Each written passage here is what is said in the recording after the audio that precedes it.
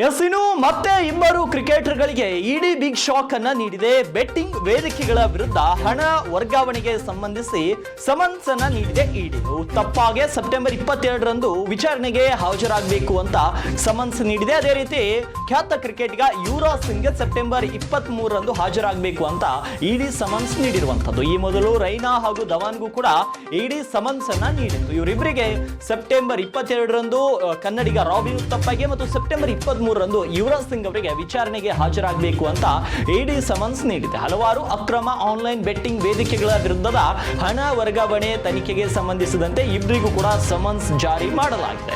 1x bait ಹೆಸರಿನ betting ಆಪ್ಗೆ ಸಂಬಂಧಿಸಿದಂತೆ ಪ್ರಕರಣದಲ್ಲಿ ಮಾಜಿ ಕ್ರಿಕೆಟಿಗ ಉತ್ತಪ್ಪ ಅವರನ್ನ ಹಣದ ಅಕ್ರಮ ವರ್ಗಾವಣೆ ಅಡಿಯಲ್ಲಿ ಹೇಳಿಕೆ ದಾಖಲಿಸುವಂತೆ ಕೇಳಲಾಗಿದೆ ಅಂತ ಮೂಲಗಳು ತಿಳಿಸಿವೆ. ಇನ್ನು ಸೆಪ್ಟೆಂಬರ್ 22ರಂದು ವಿಚಾರಣೆಗೆ ಹಾಜರಾಗುವಂತೆ ಸೂಚಿಸಲಾಗಿದೆ.